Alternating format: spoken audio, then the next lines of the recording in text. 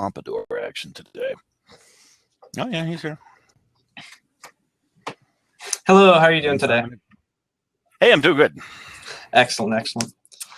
Nice to meet you. I'm Chandler. Hey, Chandler. I'm Siegfried. Nice to meet you. So I'm ready whenever you are. Yeah, sure. So I'll start here. Mostly made this debate so I could talk about video games I like. And, I love have some video game topics on here. Great. So I'm going to assume most of the people who are watching this know what role-playing games are, computer role-playing games, such like that. So I'm going to skip over most of the definitions. Arguing The Witcher 3 is the best computer role-playing game to date. Probably not ever. They tend to get better over time to some degree. So for anybody who doesn't know what The Witcher 3 is, The Witcher 3 Wild Hunt was released on May 2015 by CD Projekt Red for various game platforms. Play as Geralt of Rivia, a mutant monster hunter. The setting's that of a fantasy world inspired by Polish folklore and legend, based on a series of books about Geralt of Rivia.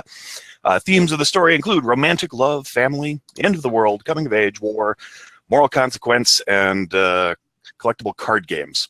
So the criteria by which I am judging The Witcher 3 or other role-playing games is that both as a work of art and kind of as a fun game to play, I think it is the best, according to me, or my favorite game that I've played in many ways.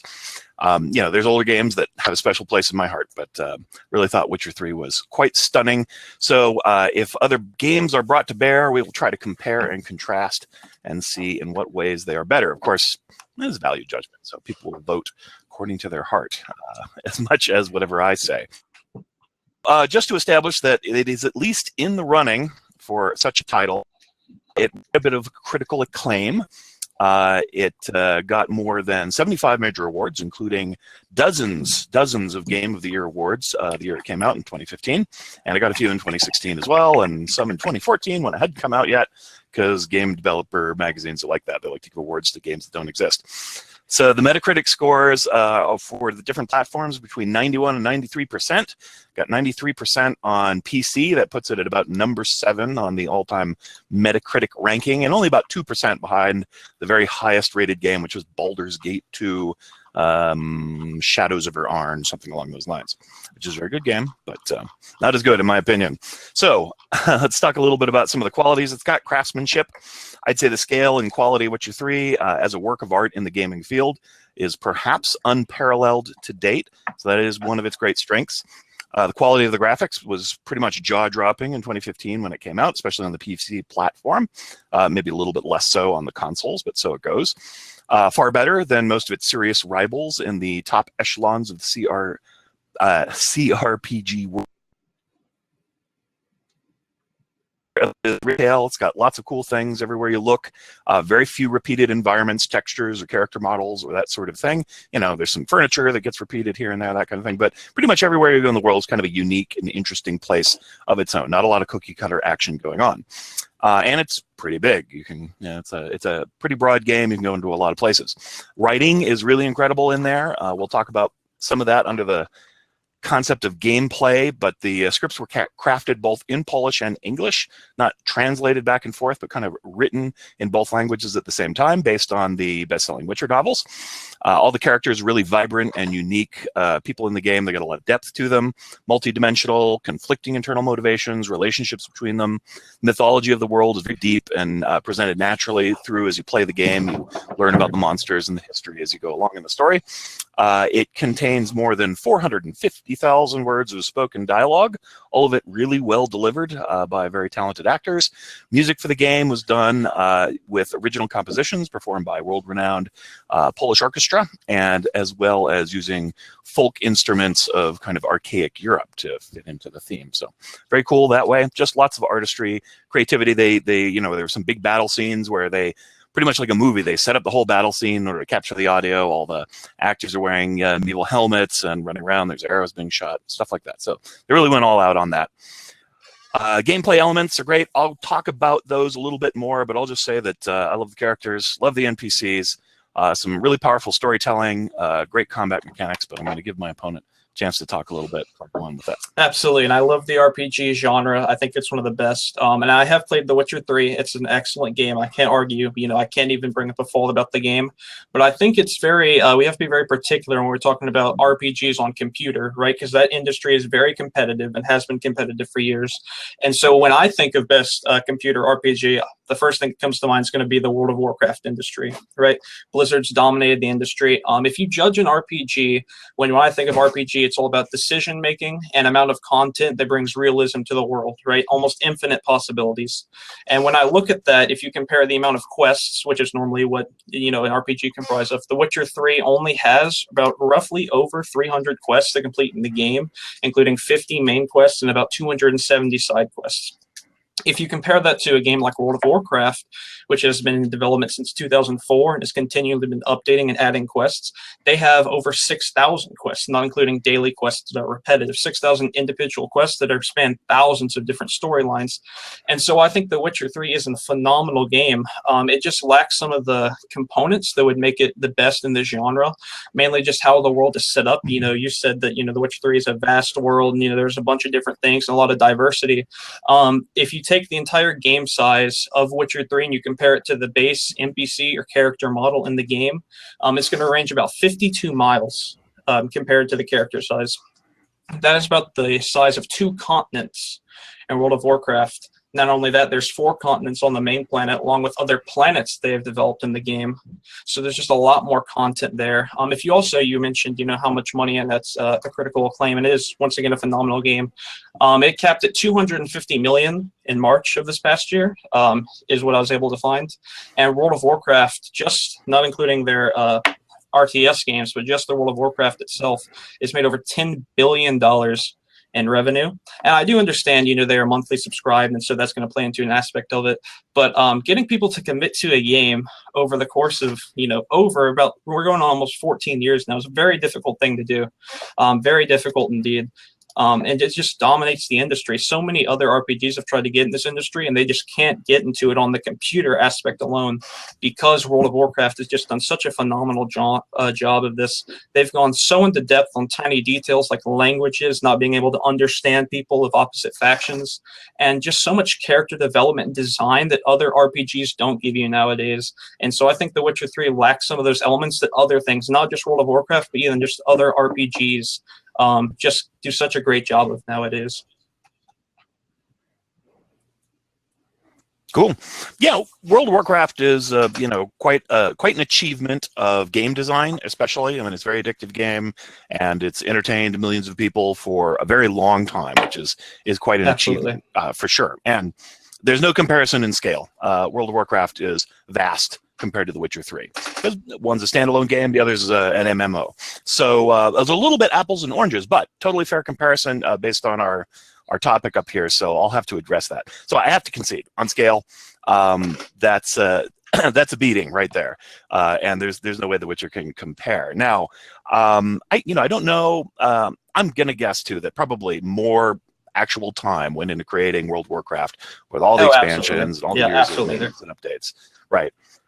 A ton of time, but there's a few things, where the comparisons is, it's a question of quantity versus quality, right? Now, I went over some of the production values that are involved in The Witcher 3. It came out in 2015. So the graphics are going to be gorgeous in terms of being realistic and having a lot of texture and depth to them. And the sound effects are going to be, generally speaking, a lot richer. There's, less sound, so you're not going to hear the same tunes over and over again every time you fight somebody, or you're in particular zone A and you're going to hear zone A music, which is this kind of ambient stuff. The Witcher is like a cinematic experience. Everywhere you go, the music is going to rise as you head towards that haunted tower, standing there silhouetted in the darkness as the wyvern flies past it in the moonlight. You're coming through the swamp and you hear the chittering of the things, and then the dead shamble towards you, and the crescendo rises, et cetera, et cetera. It's really, kind of an incredibly cinematic experience as you're going in there. And it's meant to be an immersive story-based game. As where World of Warcraft has lots of stories in it. As you say, it has more quests, But you know, you're going to spend a lot of the time in a zone collecting stuff for people, getting hats, getting rocks, getting frog tongues, whatever it is, doing stuff, working your way up so you can talk to the chief. Most of the quests are kind of doing a whole lot of particular things. But then you get into, I mean, you know, there's raid bosses and stuff. Those are pretty cool. And I got to admit, some of the dungeons have some really cool stories. But there's not an overarching narrative necessarily that your character is a part of the story and is having a consequence on the world around you, because, you know, you can go to zone A and you clear it out, and then it either respawns, or if you do shift a zone, then you know, your friends come in there and it's a different zone. So that's just part of the necessities of having a multiplayer game. Is you can't have an immersive story where your actions have a role-playing consequence in the world. So in The Witcher 3, there's about 36 different endings to the narrative of the story. You know, the people that you love in the game can live or die based on your choices. You can fall in love with different people. You can betray your friends. You can betray the people that you love. You could be a player and run around and try to bag as many sorceress women as possible, or you could fall in love and be true to Yennefer or to Triss and kind of make your choices. And those kinds of agency and consequence for me is a big part of the role-playing game of, like, when I used to go back and play Dungeons & Dragons. When you have a live game master, you have an interaction with the story and an effect of the character arc that's really going to be meaningful and emotional sense. World of Warcraft, wonderful game that it is, doesn't have that. You build your character, you get bigger shoulder pads, you get bigger axes, you have a good time. I mean, you can imagine the inner life of your character, but that's not really expressed in the storytelling of the game particularly. Pass back to you for all right. So comments. I actually I have to disagree with a bit about the character aspect, you know, the whole narrative storytelling. So I do agree that The Witcher 3 probably does beat out World of Warcraft in this component, but I don't think it's absent from the game. Every zone has a, you know, story arc that it follows, you know, leads up to that dungeon or raid boss. But even nowadays, there's just so many different interactive decisions you can make. For example, in some of the newer expansions, you can, like, build your garrison and your little, you know, post in your base, and you can select who you want to recruit to follow you, and, you know, who to lead you into battle. And now in the most recent expansion, you become the head of your class. So, for example, you can select which artifact or which weapons or how you want to build up your stronghold. And it is kind of an overlapping plot between all the different expansions as your fight against the Burning Legion trying to, you know, invade your world. That's what it's been ever since, you know, the RTS Warcraft games. I think it gets a bad rap because when the game was originally released and all these expansions, it never really, that wasn't the full game, and they never intended it for it to be that. It never came, you know, it never all tied together. And now that it is, I think they're just doing such a phenomenal job at it. So I'd have to disagree a bit that it doesn't have the same narrative aspects that The Witcher 3 does, especially in modern day. As far as graphics goes, The Witcher 3 is much more realistic, but it's designed to be that way. It's designed to be very immersive. World of Warcraft is known for its cartoony graphics, and honestly, I think that's a much better thing for a game that's been out since 2004, rather than do this massive update. Even just the file size, though, comparing, like, The Witcher 3's graphics and everything that's updated, it's only about 10 gigabytes bigger than World of Warcraft, which is a lot, but World of Warcraft also requires the active online connection. So as far as overall, like, quality of things in the game, if you, like, play World of Warcraft on the max graphics, it honestly looks fairly realistic for what they're trying to, you know, accomplish, the water quality. And also just awards, it's like you said, music and the different zones. They all have such different dark, eerie moods in World of Warcraft, and they all just fluctuate so great between the different zones. But even in other MMOs, you still just see, like, those same aspects that match The Witcher 3 for, you know, tat for tat. Like in Star Wars The Old Republic, you have very underlying different diversity between the different planets that you venture to, and all these just other underlying elements. So I just don't think it's fair to award The Witcher 3 that category automatically when all these other MMOs are doing such phenomenal jobs at capturing the same thing. But since The Witcher 3 was also released on consoles, it just gets so much more acclaim because when it compares to console games, it wins hands down. But all these games are available to PC players, which honestly isn't the mainstream way of playing games to most people nowadays, sadly. It just doesn't compare to some of these other games. Yeah, I will say that, yeah, one of the things that impressed me with Witcher 2 and Witcher 3 is the craftsmanship of the software development and the engine that they use. This goes a little bit outside of the experience of the player, but I've always been able to play the Witcher games on my PC systems, which I don't usually have a state-of-the-art computer. I've got a kind of a 4-year-old laptop here. And it's pretty good, but it plays Witcher 3 reasonably well, which is impressive. If I try to load up like Far Cry 2 or something, it chokes. It just has a hairball. And I tried the enhanced version of Skyrim. Total slideshow on this computer. It's terrible. But Witcher 3, despite the incredible graphics, ran smoothly, beautiful. It's wonderful. Now, of course, World of Warcraft runs on, it can run on a 10-year-old computer. That's what it's built for, right? Which is impressive as well, right? Yeah, I mean, that's always one of the things. They wanted to make it a widely accessible game, which is a really good decision on their part. Absolutely, right? And that's one of the reasons the graphics are the way they are. And I admire the graphic design of World of Warcraft. It may not be as detailed and gorgeous, but it is definitely very thoughtful. And as you say, there's lots of different designs and things. So a little bit that's a matter of preference. I don't like that art style a whole bunch myself. I respect it. That's not my favorite. So, I think that category may come a little bit down to people's. Well, I think a lot of these categories absolutely come down to people's preferences, right? So, but let's talk about the story arc. I mean, I definitely feel like Warcraft has a very deep story. It has a really rich world. I talked about the rich world of The Witcher. I think that's at least comparable. World of Warcraft probably has a lot more material overall. The Witcher's a little bit more developed as a story, as an emotional story arc, right? But the thing is, though, I mean, in World of Warcraft, there's kind of you can go and choose to do any one thing you want to do. You can overcome this guy or that guy, but there's not a lot of branching narrative, right? So you complete the quest or you don't complete the quest. You go forward in the game and defeat the Burning Legion, or you don't defeat the Burning Legion, right? So there's not a whole lot of agency in terms of my choices and how I chose to express my character are going to change the outcome of the story and of the characters in the story. So like in The Witcher, you can choose to be a mercenary jerk who screws everybody just for the money, wanders around in the world, maybe saves the world only because he wants to save his own ass, right? And it's generally a hard ass. Or you could play The Witcher as this kind of optimistic schoolboy who everybody around him is grungy and dirty, but he, really has not a heart of gold, but a set of virtues that he has to pursue, and he always holds it up. And one of the things I love about the game compared to some other role-play games, a little less comparison to World of Warcraft, is that they have this great mix of giving you a character that's a predefined character in the sense that he has a story, a history, an appearance, a voice, an agency that has a lot of personality to it. He's kind of a funny guy.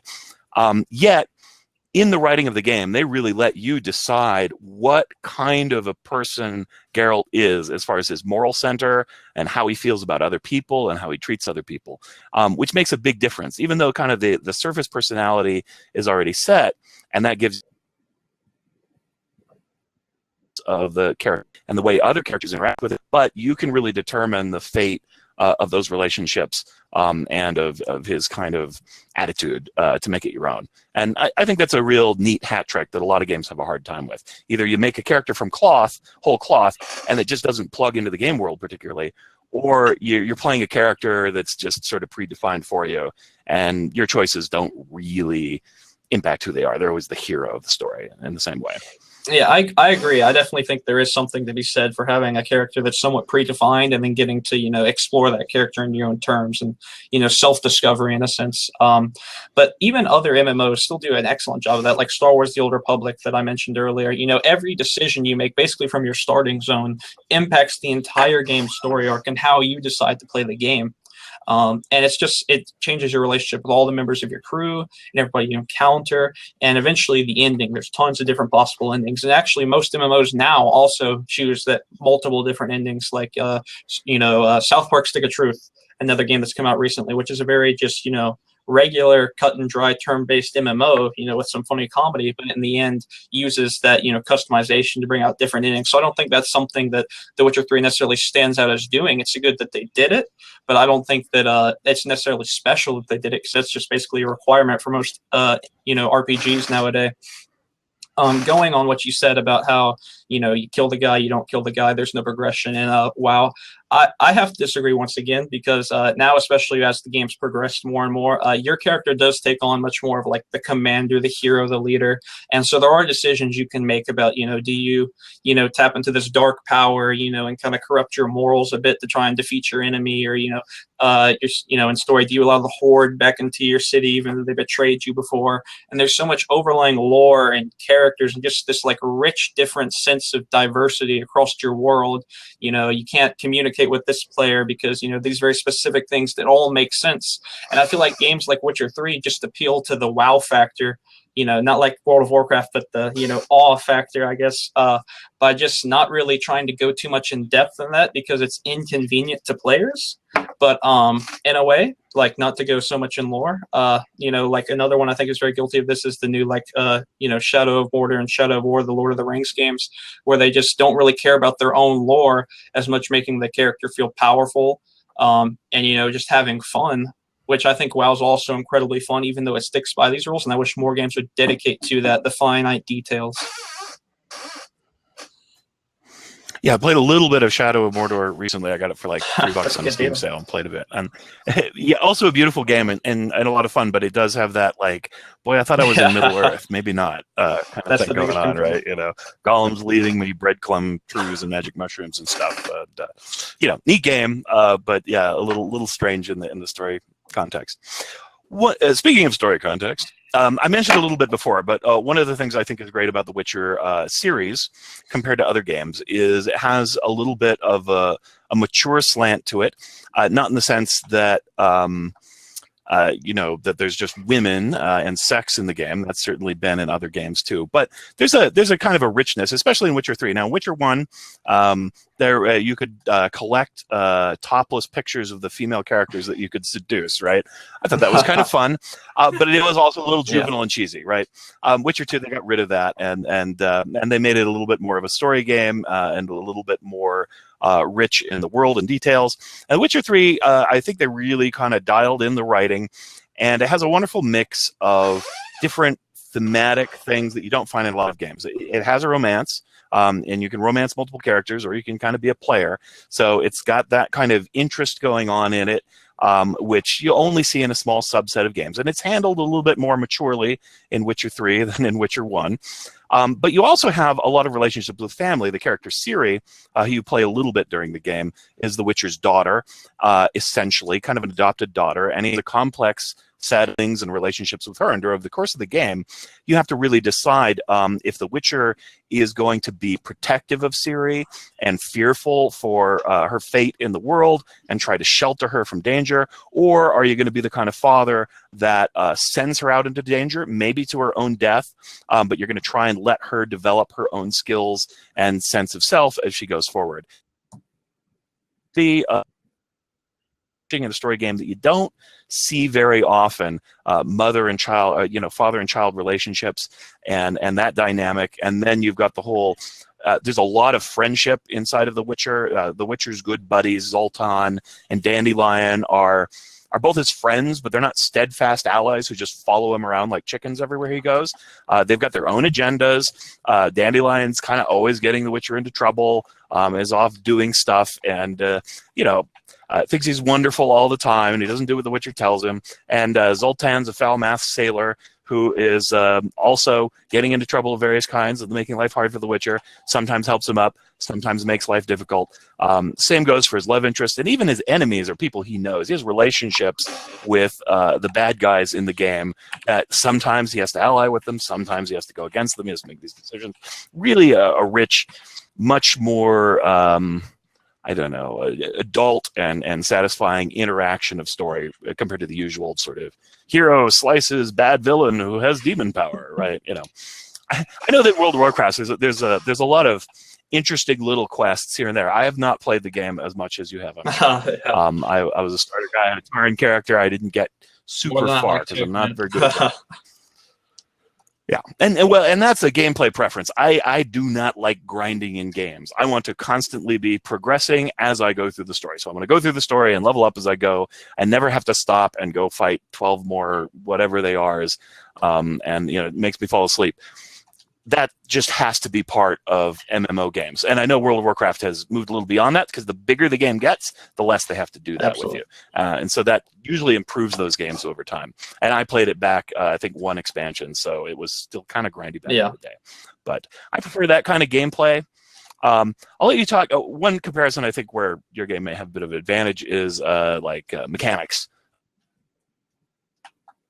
Customizability of your character, which is pretty massive over Yeah, I get what you're saying about how, you know, you think there's some more emotional investment dynamics to characters in Witcher 3, but I think that just comes down to preference, really. So, like, you know, if you die in Witcher 3, you make a wrong choice, and the game doesn't end in your favor, you know, you can just press the reset button, delete save file, start over, right? With a World of Warcraft character, if you make the wrong choice, the wrong decision, you will feel consequences for that, because, you know, you spent, you know, 300 hours leveling up that character, you know, farming, you know, toad's tongues or whatever in the middle of some desert, and eventually you get to that late game and you just are so emotionally invested because of time spent, and not because the game is in some ways, you know, forcing that down your throat. It's a more personal, you know, human to game connection than just, you know, simply appealing to your emotions through, you know, a cutscene somewhere. But also other games have done phenomenal at this. Like, you know, Skyrim has done a great job. You know, you can buy a house, you know, marry somebody, choose if you want to, you know, fight for the Stormcloaks or for the, you know, the Imperial Empire, I believe it was. And, you know, there's so many dynamics to that if you want to be a vampire or werewolf.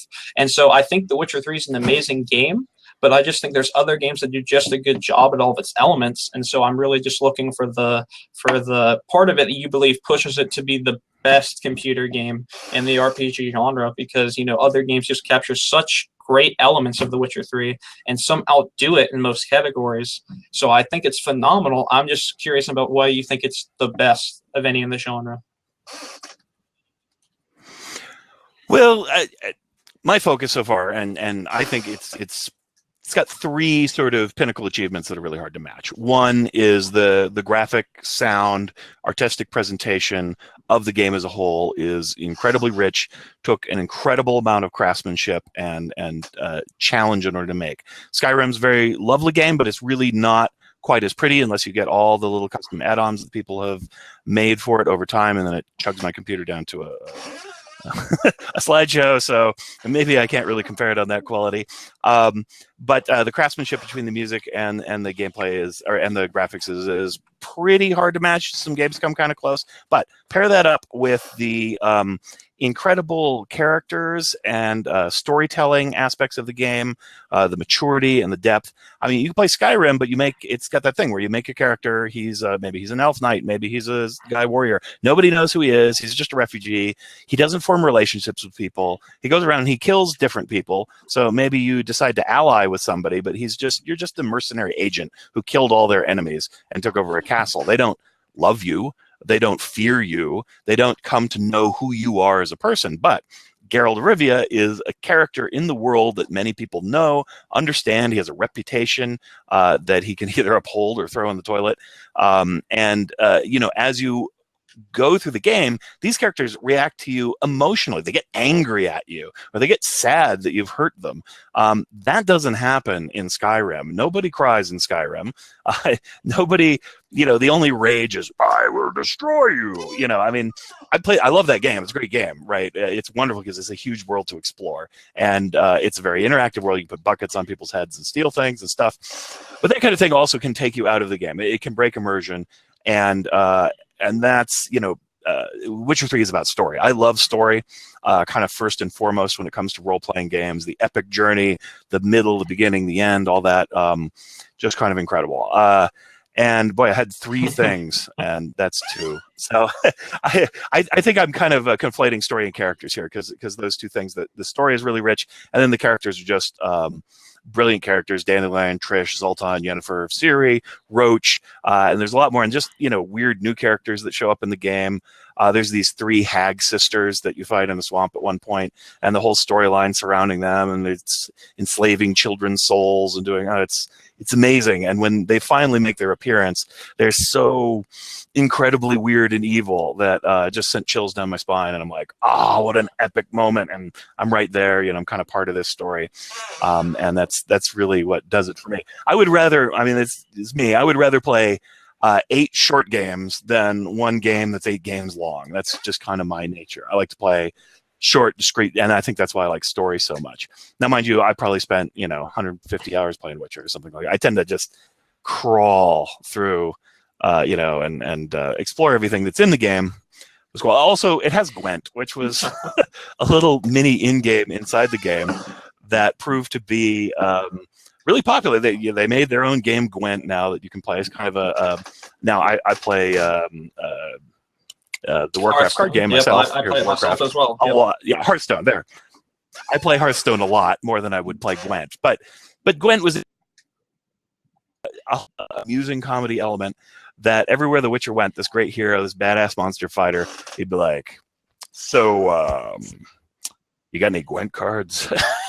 Like everybody's going. He stops for a moment. There's a dialogue option where he can ask if anyone wants to play a game of Gwent, and sometimes bad guys will play Gwent with you under the right circumstances. Usually it's innkeepers and things, but it's pretty hilarious, and it amused me because I used to be a big Magic the Gathering player, and everywhere I went in the gaming world, I was like, "So, do you play Magic the Gathering? I got some decks here." I would, so I loved that. It just kind of spoke to my little gamer heart. Whenever he would geek out, this tough burly character would geek out. And I think that definitely makes him relatable to a sense. So addressing your first point about the graphics, you said Skyrim runs like a slideshow. I think that's a lot more with optimization and how the game was made. 'Cause you also have to remember Skyrim was made about 5 years before The Witcher came out, and they've re-released it many times, but re-releasing is not the same as giving a whole new engine and things such as that, right? And then, like we addressed before, World of Warcraft, 13-year-old game, and so they're not just going to completely update the engine. So graphics, I will say, they're amazing, but it's also a newer game. So I definitely will give it that category to an extent. But also, you talked about characters and how they're built up and how they react with one another. And I do admit The Witcher is completely phenomenal at this, and it does create that sense of immersion that you feel that you're in the world. But it's just that some things just feel so rushed for me. They try to squeeze so much into a 200-hour game. To complete, there's just not the same emotional investment I find in some of the more grindy RPGs like World of Warcraft.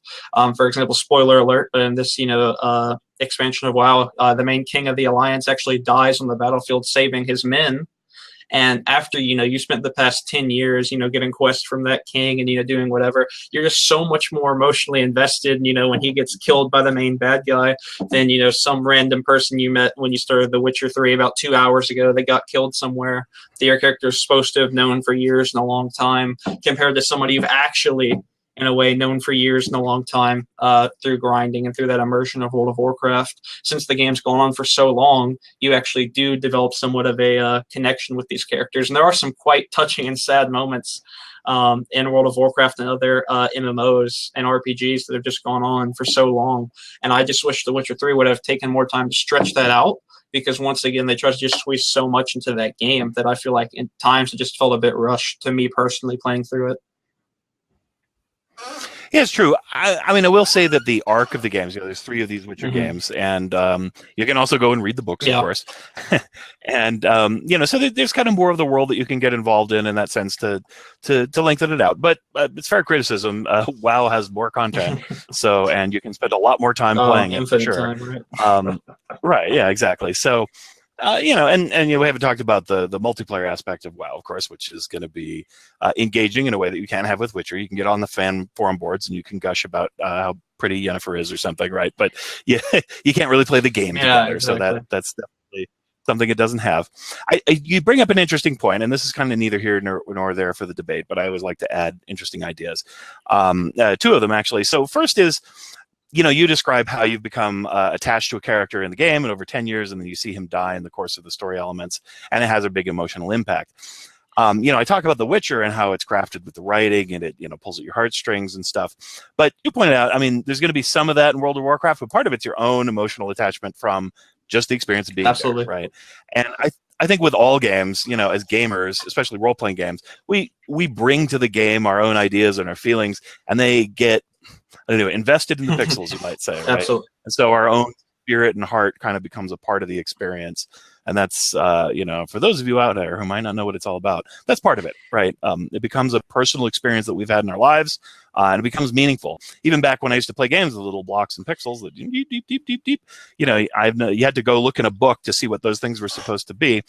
There was still a feeling of being there, a little bit, even when the graphics are rough and there was no real sound. You put your own mind into it.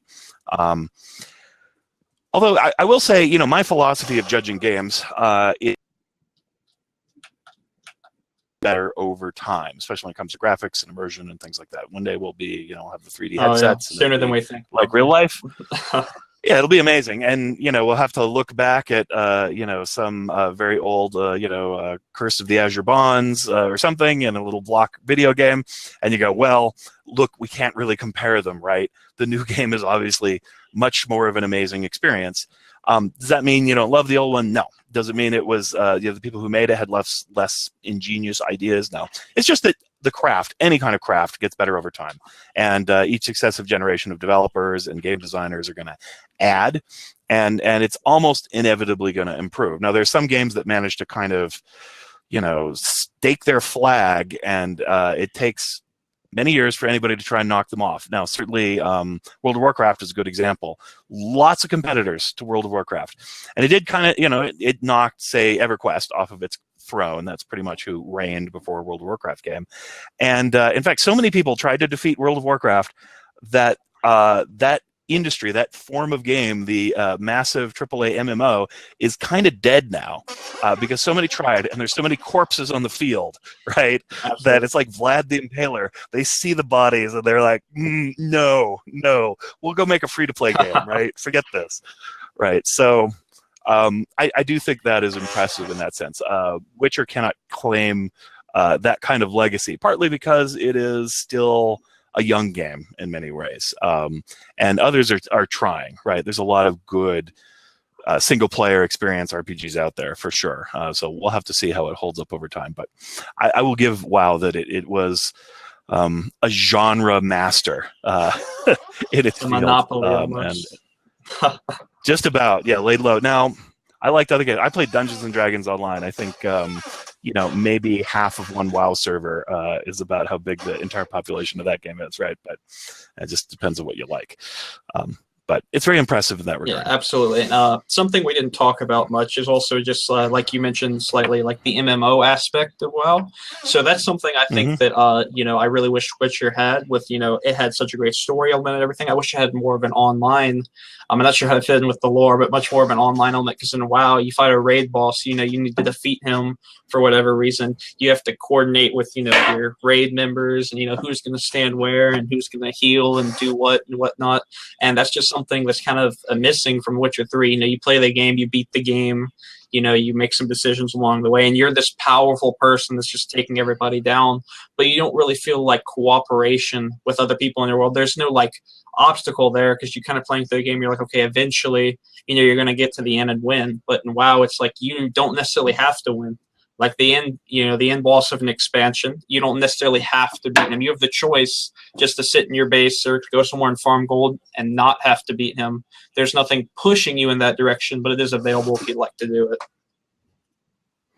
Yeah, and I think, you know, the MMO experience, I played a lot of MMOs, especially back in the early day, and there's certain things I like about them, but ultimately speaking, I just prefer a focused story kind of environment. I do like teamwork, but it's very hard to do in a world that has kind of a rich interactive story because you got 4 players all trying to do dialogue trees at the same time, or trying to read, you know, screen text or watch a cutscene. That's boring as hell, right? So multiplayer games generally are going to have to involve a simpler model of a world that's more of a sandbox, and a little more you, the characters, are filling it up and making it have the life that it does, right? Which is, I mean, I know from, I played a lot of MMOs, sometimes the really gripping story is what's going on in your guild, or the rivalry between your guild and somebody else's, right? And that's often like, you know, the real emotional drama that's going on in some of those cases. Both good and bad. Yeah, the right? society aspect of it, yeah. Yeah, and that's really powerful. You know, you don't get that in Witcher, of course. I like Dungeons and Dragons Online because it had instance dungeons that are like little mini games that you all kind of get together and do. And I really like that because they've just felt more interactive, and there was a narrator and a storyteller and stuff. So I kind of liked it. Was a sort of a weird happy medium between those things. I used to like Star Wars Galaxies a lot because I could mine and build cities, and that was just like a total sandbox. It was a terrible game for fighting, and you know, had tons of mechanical problems, but it really let you do that. Like, we're going to build a world together, yay! So I thought that was pretty cool. But where was I going with that? Yeah, so I like the single player experience. One interesting game, I'll just mention it, kind of not as good as The Witcher 3, but it's close on the ranking. Actually, it's a little higher on the ranking of games, which is Divine Divinity Original Sin Enhanced Edition. Was a really cool game in that it's a single player CRPG, but it almost entirely seamlessly within the story of the game and progress through the story.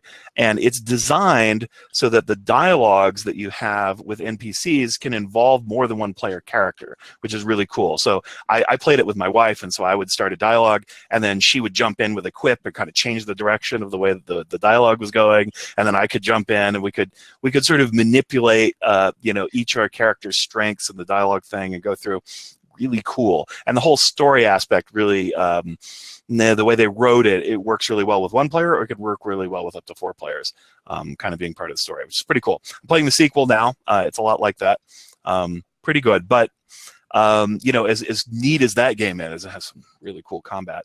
I still got to go with Witcher 3 just because of the incredible story and the characters that moved me, you know. And I feel like at the end, I went through an epic journey and had this cool life experience and met all these people and fell in love and was betrayed and so on and so forth. And I guess that's for me is kind of the pinnacle gaming experience. Yeah, and I agree. It does an excellent job. Now, correct me if I'm wrong. I've never played The Witcher 1 or The Witcher 2, but they are different narratives, right? Different characters, if I'm correct? Now, it's the same main character. Actually, it's pretty much the same cast of characters. Okay. The main character, his buddies, and some of his rivals and enemies in the same world. And each game pretty much just leads into the next game with some periods of time in between.